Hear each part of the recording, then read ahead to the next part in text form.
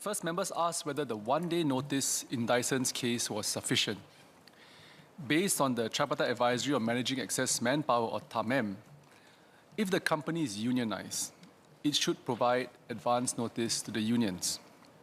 Where it is provided in the collective agreement, the norm is to notify the union a month before notifying the employees. So we understand that all the retrenched employees from Dyson are PMEs, i.e. professionals, managers, or executives who are not unionized. Thus, they are not within the scope of the union's collective representation, and the period of notice is therefore negotiable.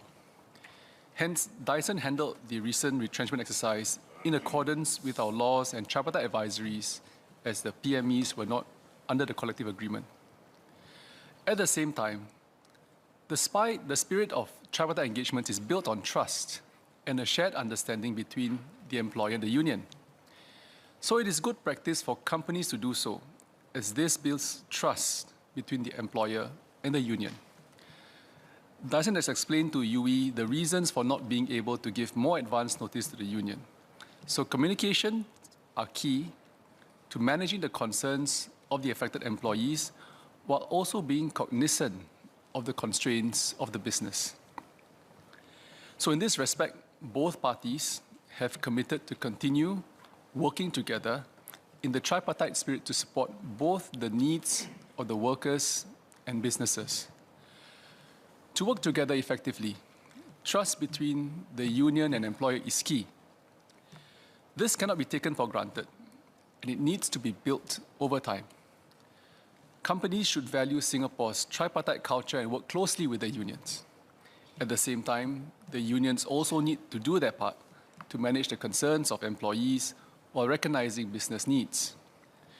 Now, this is the delicate balance that has made our model of tripartism work well over the years. But ultimately, it is also important that all tripartite partners focus on the welfare of the affected workers so that we can all work together to help them during this difficult period of disruption. Now, second, members asked about the compensation of the retrenched workers. Retrenchment benefits are payments made by a company to provide some financial support to help the affected workers through the period of disruption. Based on the tripartite advisory, the amount of retrenchment benefits depends on what is provided for in the collective agreement. Otherwise, it will be negotiated. So the prevailing norm is between 2 weeks to 1 month's salary per year of service, and the retrenchment payments depend on the financial position of the company and industry norms. So based on our tripartite guidelines, the retrenchment benefits for PMEs can be calculated differently from that of a rank-and-file employee.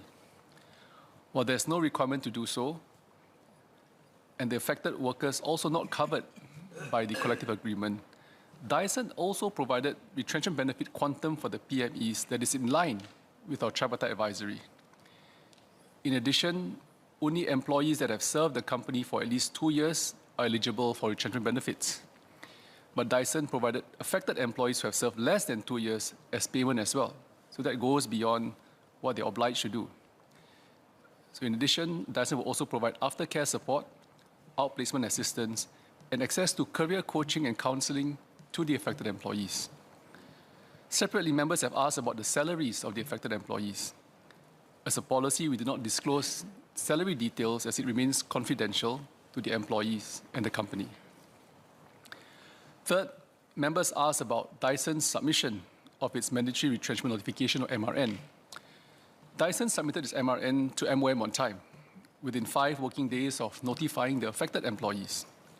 And this has enabled the Task Force for Responsible Retrenchment and Employment Facilitation, or RTF, to work with Dyson to provide career facilitation services and information kits to the affected employees.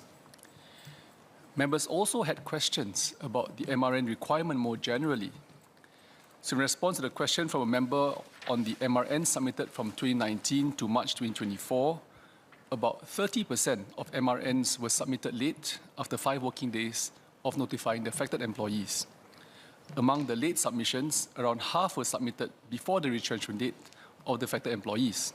So this means that the RTF is still able to offer employment assistance to affected employees in a timely manner. Concurrently, employers with less than 10 employees are exempted from submitting MRNs. So this is an agreed tripartite position given that it may place too much administrative burden to smaller companies with less than 10 employees to submit MRNs. Nonetheless, we encourage all employers to notify MOM of any retrenchment exercise early so that we can extend support to the affected employees. On whether MRNs should be submitted earlier, we also need to strike a balance between allowing employers sufficient time to finalize their decisions while enabling the prompt provision of career facilitating services and programs to affected employees. Employers may need more time to decide on how they want to restructure and transform their businesses, at the same time collate details required on the affected workers for MRN submission. Nonetheless, employers can provide early notification to MOM if they are considering an upcoming retrenchment exercise, and rest assured, we will treat the information that we receive sensitively. Employers can access this early notification channel on the MOM website to obtain more assistance on how to conduct a responsible retrenchment exercise and provide earlier employment assistance to the affected workers. Fourth, members asked about the action that can be taken towards non-compliant companies. Today, Mr. Speaker, most employers follow our retrenchment regulations. If an employer does not follow the tripartite advisory, the Tripartite Alliance for Fair and Progressive Employment Practices, or TAFEP, will engage the employer to adhere to it. Workers, including PMEs, who are not covered by a collective agreement with the union, can still seek the union's assistance to be represented individually. They may also approach TADM or TADM, who can assist if there are contractual or salary disputes, TAFEP if unfair or discriminatory practices were conducted, as well as Workforce Singapore or NTUC's E2I for employment assistance. So MOM will also investigate unfair employment practices, and we will take enforcement action if needed. Most employers are cooperative when approached by TAFEP or MOM. This shows that our tripartite guidelines and advisories are working well without the need for additional penalties which may negatively affect the wider business environment here in Singapore. Fifth, members have also asked how Singapore can continue to be pro-business while safeguarding the welfare of our workers. Businesses need flexibility to make decisions which will allow them to adapt to market conditions and transform their business models. Singapore is currently ranked first in the 2024 IMD World Competitiveness Ranking. We need to constantly maintain a fine and delicate balance in preserving our economic competitiveness, which in turn results in more job opportunities and good wages for our workers. This is how we keep our long-term unemployment rate low. Real wages have also consistently improved over the past decade. There are other countries where the labor market is more rigid or where there is a more confrontational relationship between the unions and the employers. Now, this makes a country less attractive for companies to invest in. So we have to strike a balance between protecting workers and providing flexibility for businesses. If we do not get the balance right, we may think that we are protecting our workers in the short term. But in the longer term, the good jobs for our workers may be reduced as we become a less attractive place for companies to invest in, and firms may choose to site their operations or even outsource the jobs elsewhere. So at the same time, what I can assure members is this: we do not wait for retrenchments to happen before we help workers. The government has worked closely with our tripartite partners, the unions, the employers, to develop an ecosystem that supports workers on every step of their career journey, even during disruptions. Together with our tripartite partners, we will work upstream to help companies and their workforce upskill, transform, and even redesign jobs to improve talent retention, workforce productivity, and wages. We will continue to help workers to build career resilience through picking up industry-relevant skill sets. This enables our workers to find new and better opportunities, even in the event of retrenchment. Workers affected by retrenchment are assisted through employment facilitation such as career coaching. In Q2 2024, more than half of all retrenched residents were able to find and secure jobs within 6 months of being retrenched. From 2025, the Skills Future Job Support Scheme will further help involuntary unemployed persons to bounce back. Mr. Speaker and members, to conclude, it is not easy to manage retrenchment issues.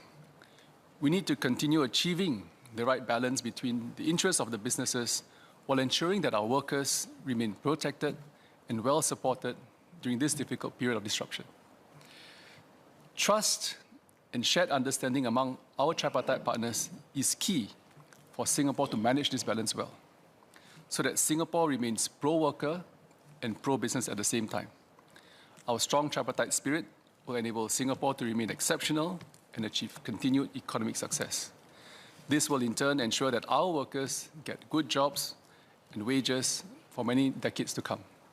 Given the recent retrenchment exercise, how does the ministry measure the effectiveness of current protocols in terms of protecting workers' interests? And beyond just the timing of notifications, how does the ministry encourage companies to communicate more transparently with employees and unions during retrenchment processes? And could more structured dialogues between companies, employees, and unions be considered part of the tripartite guidelines and best practices? Certainly, we try to do our best in terms of managing the business constraints, business needs I've shared. And I think today we are fortunate enough that the economy is doing okay, in the sense that when you look at the unemployment rates, they are low. You look at the retrenchment numbers, they are not far off. They are about the same as non-recession cycles as well. So we are on in a good space at this moment in time, and therefore you find that most of the workers who have been retrenched do find opportunities within 6 months. I think that's one way in which we look at the macro picture. But of course, on the ground, that's where the rubber hits the road, and where you find many of our schemes that have to be, and layers of protections that we have for workers. So one of the reasons why we hope to have early notifications so that we can mobilize the retrenchment task force, get the NTUC moving, get the Workforce Singapore and teams moving as well to facilitate that. But having said that, as I shared in my earlier reply, you also have TAFEP. Should workers feel that there are discriminatory practices, you can come to us and we will look into these cases. TADEM, if there are contract disputes, retrenchment benefits issues, we will deal with them through TADEM. And of course, on the upstream, we try to put career facilitation up, in terms of job matching, career counseling.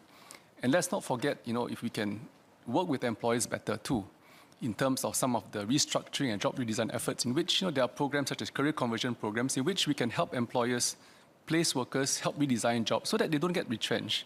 They can get redeployed into other roles. And you can also try out workers in various new functions too, and all subsidized and supported by government and the unions through the CTCs.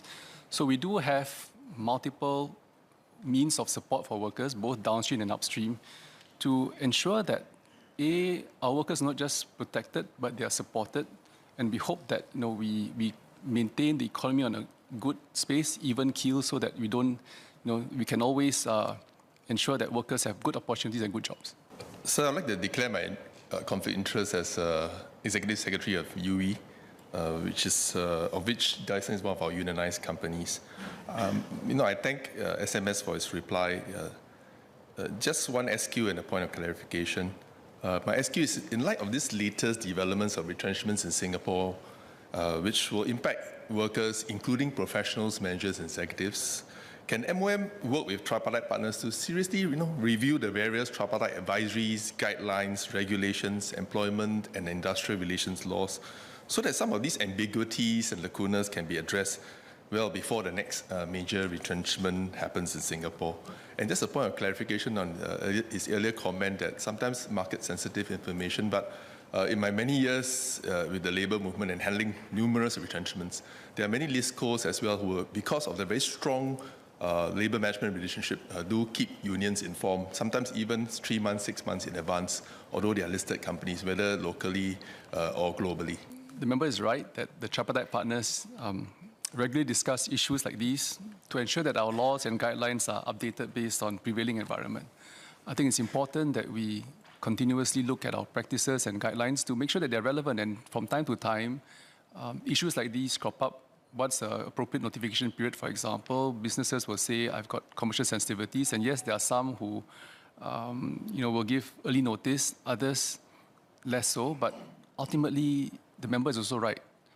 It's also down to trust that you have to build and you have to manage over time. Some of these are new firms who've just invested into Singapore, and therefore you need time versus some others who have been here for much longer.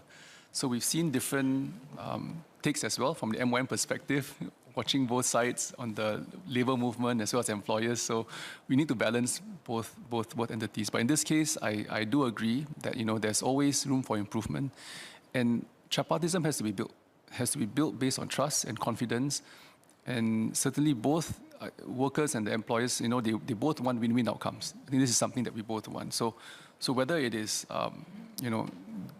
bills, whether it's the laws, whether it's regulations and advisories, I think we are certainly open to have those conversations. And as tripartite partners, I think we need to also open up constant communication between all parties, where both may find, certain parts of our regulations or advisories maybe outdated over time and needs to be updated to deal with new or current issues. So I think we need to just continue that conversations and dialogue. So we are certainly open. In short, thank you.